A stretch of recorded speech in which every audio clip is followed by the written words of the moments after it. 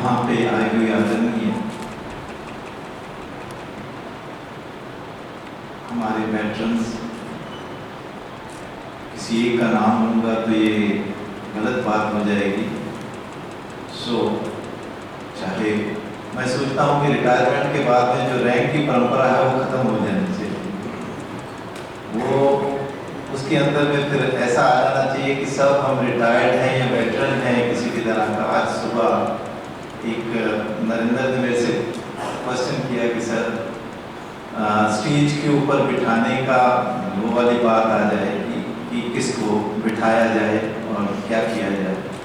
तो मैं इसके लिए बड़ा इजी उसको सोल्यूशन दिया है। मैंने कहा लेट और जितने भी ऑप्शन हैं, क्योंकि मैं नहीं समझता इसके अंदर में कोई हमें कोई होना चाहिए कि किसको बिठाया जाए यहाँ पे, किसको वहाँ बिठाया जाए। हमारा मन जो होना चाहिए ये होना चाहिए कि आपके हम आदर सत्कार के लिए आपके यहाँ पे स्वागत के लिए आए हैं और हम वही करें जो कार्य करने के लिए हम आए। तो आप सभी हमारे लिए इरिस्पेक्टिव ऑफ कोई भी रैंक हो, कोई है आदरणीय हैं, हमारे यहाँ पे कैंप में आए हैं, हमारे आए हैं, हमारे क्या आप अपने ही कैंप में आए हैं। मैं तो ये कहूँगा सीआरपीएफ आपकी अपनी है, कोई और किसी की नहीं। आप सबका स्वागत है इस आंगन में, इस प्रांगण के अंदर में, जीसी इंदौर के अंदर में, एनडब्ल्यूएस सेक्टर के अंदर में, सीआरपीएफ के अंदर में। हालांकि हम सब जानते हैं कि ये स्टेज सब पे आनी है, रिटायरमेंट जाने के बाद में रिटायर होना है सबने, और ये एक विधि का विधान है कि आहिस्ता आहिस्ता जो इससे भी आगे की स्टेज आनी है। मैं ये नहीं कहता कि सिर्फ यही स्टेज है। रिटायर होना, रिटायरमेंट के बाद में आगे उस सफर को भी तय करना जहाँ पे जिसको हम अंतिम कहते हैं कि वही यात्रा अंतिम यात्रा है किसी भी तरह का, उसमें भी। लेकिन दो चार चीज़ों के ऊपर जो खास तौर रिटायर्ड लाइफ के अंदर में ध्यान रखने वाली एक बात है, मैं सोचता हूँ आप सब ध्यान रख रहे हैं, वो है कि हमें साहिब सिंह जैसे प्रेरणा स्त्रोत्र से कुछ ना कुछ सीखना चाहिए कि हेल्थ जो है इशू इस तरह का है जो हमें कम से कम रिटायरमेंट के समय में इसके ऊपर बहुत ध्यान, वैसे तो हमेशा ही बहुत ध्यान रखना चाहिए, लेकिन इस समय जबकि हमें ज़रूरत होती है इस चीज़ की खास तौर के ऊपर, क्योंकि स्वास्थ्य के साथ ही हम आगे बढ़ सकते हैं, कोई भी काम कर सकते हैं। आज अगर कोई स्वस्थ है तो वो सब कुछ एंजॉय कर सकता है, क्योंकि इस स्टेज के अंदर में पैसे की कमी नहीं रहती है। भगवान ने या कह दीजिए सीआरपीएफ ने या हमारा इस तरह का आ जाता है कि सबके पास में इतनी फाइनेंशियल पावर्स या फाइनेंशियल उनके पास में इस तरह का रहता है कि उनको किसी के आगे हाथ फैलाने की या वो चीज़ नौबत नहीं रहती है। हमारी पेंशन भी जो है जो अभी हम दे रहे हैं या कर रहे हैं, वो मेरा ख्याल काफ़ी हमारे गुजारे के लायक, वैसे तो अंत नहीं है कुछ किसी चीज़ का भी अगर कहा जाए, लेकिन इस समय में अगर हमारी हेल्थ अच्छी है, हम घूम फिर रहे हैं, आप यहाँ पे चल के आए हैं, तो इससे बड़ी और कोई बात नहीं हो सकती। और हमारे बीच में 95 ईयर्स के तो साहिब सिंह हैं, उनके बेटा भी जो सुपरविजन के ऊपर रिटायर हो के आया है, उनको भी रिटायर हुए 7 साल हो गए। तो 2 जनरेशन रिटायरमेंट वाले हमारे बीच में बैठे हुए हैं, तो ये श्रेय जाता है कि उन्होंने अपने हेल्थ को किस तरह से ठीक ठाक रखा हुआ है और बिना चिंताओं के, क्योंकि आजकल जो चिंताएं हैं वही हमें सबसे ज़्यादा और बहुत जल्दी जो है उस तरफ ले जाती हैं, बीमारी की तरफ, चाहे किसी भी तरह। आज भी हम देख रहे हैं, कल आज ऑक्स कॉन्फ्रेंस थी तो उसमें चर्चा हो रही थी एलएमसी केसेस की। एलएमसी के ऊपर कहते हैं कि आज जो ताज़ा आंकड़े निकाले गए थे वो फौज के अंदर में 25,000 करीब 25,000 के करीब आंकड़े हैं। 25,000 का मतलब लगा लीजिए 25 सीआरपीएफ की बटालियंस की जो स्ट्रेंथ है वो लो मेडिकल कैटेगरी के अंदर में चल रही है। और ये कारण क्या है? कुछ तो उसमें से बैटल हम सोच सकते हैं कि कुछ इंजरीज के कारण और उनके कारण हुआ है, लेकिन ज़्यादातर उसके अंदर में अगर देखा जाए तो हार्डली अगर 10% होंगे, उससे ज़्यादा 90% वो लोग हैं जिनकी हेल्थ थी किसी तरह से, और जो अपने आप को मैं तो ये कहता हूँ कि मेंटेन नहीं करके रख सकते। और एक बार आदमी जब लो कैटेगरी में आ जाता है तो फिर उसके बाद में वो मेंटेन उसी तरह फिर वो सोचता ही नहीं, दूसरी बात उसके दिमाग में आती ही नहीं, खुद भी वो मकरा हो जाता है। फिर उसके बाद बोला ऐसे ही अच्छा चलता जा रहा है। बहुत से लोग ऐसे कोशिश ही नहीं करते कि मैं उसको फिट रखने की। मेरे को आज लेकिन यहाँ देखते हुए बड़ी खुशी हो रही है कि हमारे बीच में जो भी आज आए हैं हमारे आदरणीय इस कोर्स के मेंबरान, वो सभी स्वस्थ नजर आ रहे हैं। किसी का वो है कि ऐसा नहीं है किसी को सहारे की जरूरत पड़ रही है किसी तरह का, ये अपने आप एक बहुत बड़ी उपलब्धि है। मैं बस इतना एश्योरेंस देना चाहता हूँ आप लोगों को कि हम जितना सीआरपीएफ के लिए कर सकते हैं, हमारी कोशिश ये रहेगी कि मैं अपने ऑफिसर्स की तरफ से भी और अपनी तरफ से भी ये करते हैं कि किसी भी तरह की कोई भी मदद की जरूरत हो, कभी भी किसी भी तरह की जो हम कर सकते हैं दायरे में रहते हुए हम जितनी कोई मदद कर सकते हैं उसके अंदर में हम हमेशा तत्पर रहेंगे, हमेशा तैयार रहेंगे। किसी भी तरह कोई भी रैंक हो, फाइल हो, किसी भी तरह किसी की कोई समस्या हो, किसी का कोई भी काम हो,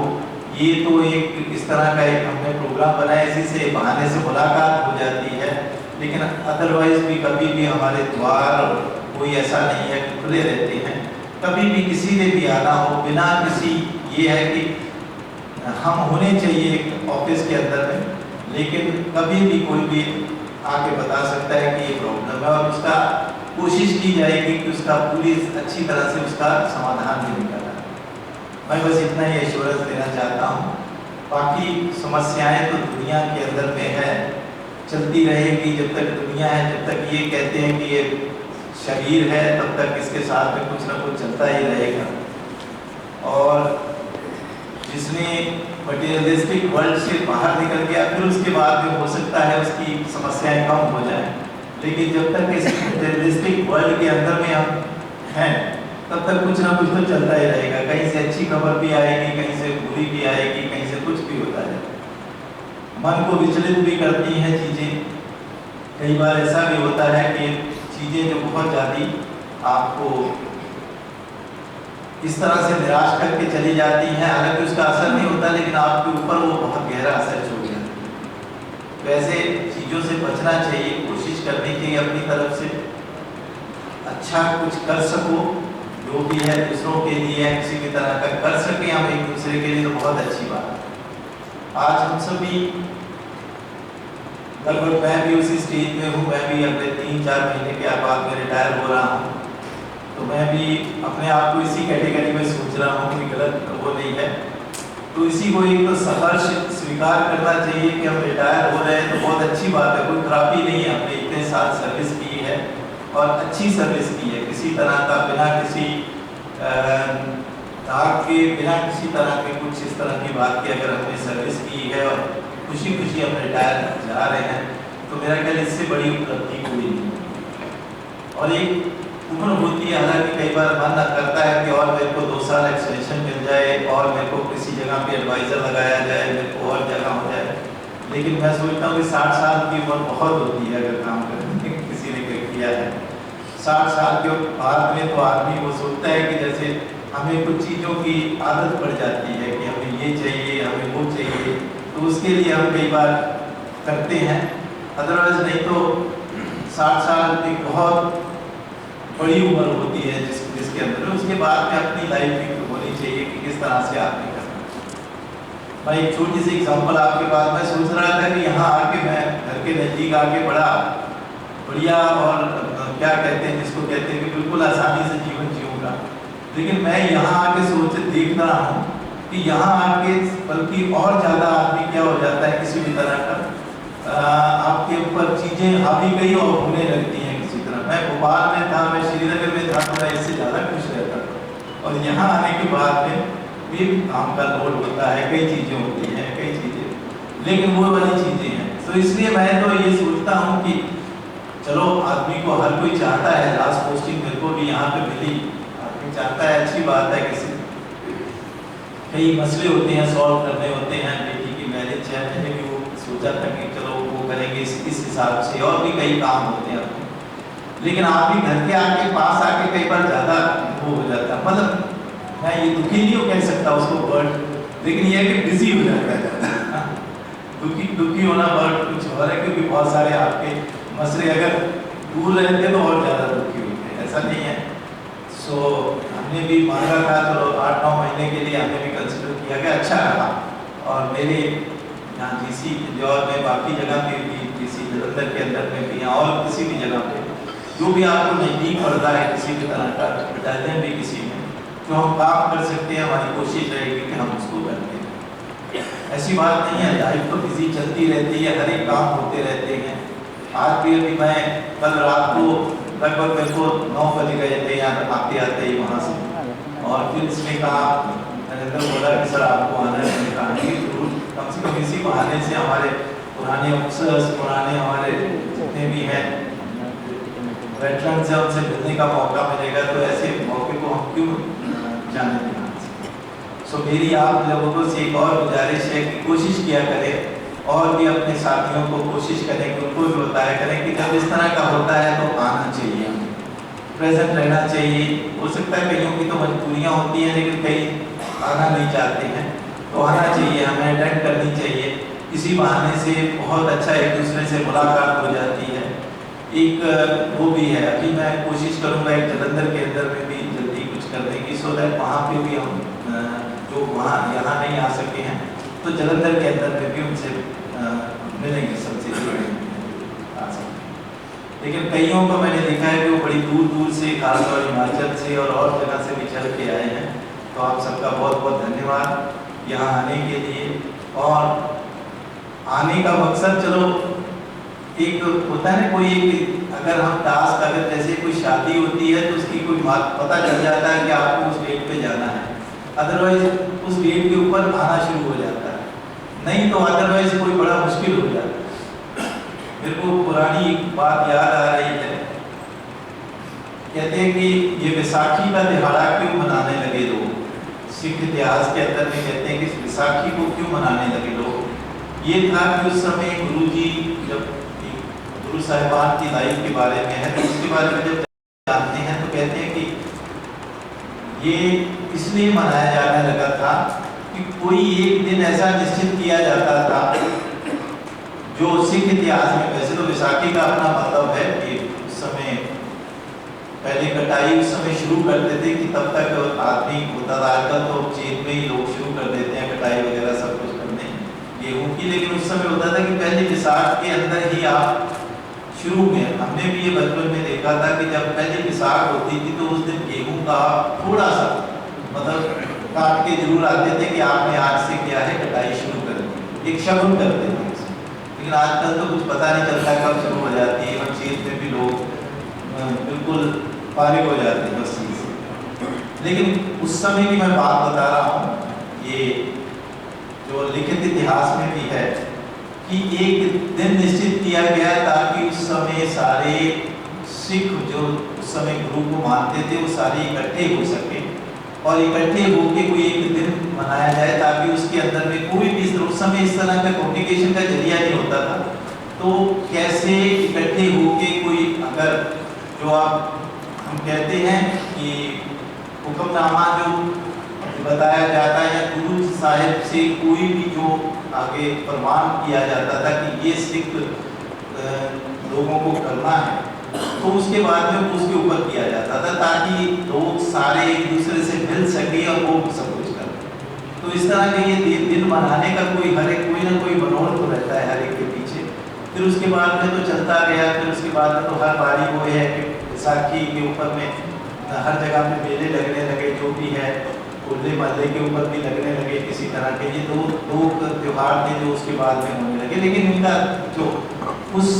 चीज़ों के साथ महत्व था उसकी बात नहीं। सो मैं जिक्र कर रहा हूँ कि आज जो ये वेटरन रैली है, कोई हम एक डेट निश्चित कर लेते हैं तो उसके ऊपर हर कोई कोशिश करता है कि उस डेट को आए और उस डेट के ऊपर आके मिले और फिर उसके बाद में एक दूसरे से मुलाकात, और अच्छा भी लगता है। पता नहीं कितने सालों हो जाते हैं, कई बार मिले हुए नहीं होते हैं और मिलते हैं। और आज मैं फख्र से कह सकता हूँ किसी भी तरह का कि जब कोई कहता है ना चंडीगढ़ के अंदर में ऑफिसर्स ने अपनी एक एसोसिएशन बना रखे रिटायर्ड ऑफिसर्स ने, और वो एक अपना गेट टुगेदर करते हैं, तो बाहर वाले लोग बहुत खुश होते हैं। बाहर जितने भी स्टेट वाले हैं वो सब कहते हैं कि अच्छा भाई ये बहुत अच्छी बात है जो है चंडीगढ़ के अंदर में इस तरह का चल रहा है। और कई और जगह पे उसको चलाने की कोशिश भी की गई है, इस तरह का महीने में एक आधा फंक्शन करना और वो करना। सो मेरी जो इनको ऑर्गेनाइज कर रहे हैं या किस तरह का कर रहे हैं वो उनको बहुत बहुत शुभकामनाएं, और यही कहना चाहता हूँ कि इसको कंटिन्यू बरकरार रखिएगा किसी तरह से। हम भी शामिल होंगे इसके अंदर में और बड़ी जल्द। और बाकी और भी कुछ हम कर सकते हैं किसी तरह का, ताकि हम कुछ 6 महीने 3 महीने, वैसे तो 3 महीने के अंदर में भी है कि हम 3 महीने के अंदर में मिलेंगे जितने भी वेटरन्स हैं या कोई इस तरह का, लेकिन एटलीस्ट 6 महीने के अंदर में कुछ इस तरह का हम कर सकते हैं जिससे कि सारे मिलजुल के अपनी समस्याएं तो कम होती हैं, लेकिन मिलना जुलना मैं सोचता हूँ ज़्यादा होता है। समस्याएं तो अब इस लेवल के ऊपर जब आपको पेंशन मिल रही है तो किसी की कोई समस्या होगी, अदरवाइज नहीं तो सारे काम चल रहे होते हैं, ठीक चल रहे होते हैं। लेकिन फिर भी अगर किसी का होता है तो इसी बहाने से आया जाता है। सो कृपया जरूर आया करें, ऐसे मौके मत छोड़ा करें। जब भी आपको मौका मिले कहीं मिलने का, ये मत सोचिएगा कि वहाँ जाके हमने क्या कर लेना, ऐसा नहीं कि दिमाग के अंदर में रहना चाहिए। आपको रिस्पेक्ट आदर इसी तरह मिलेगा। और मैं ये सीआरपीएफ के अभी सीआरपीएफ के एज ए सर्विंग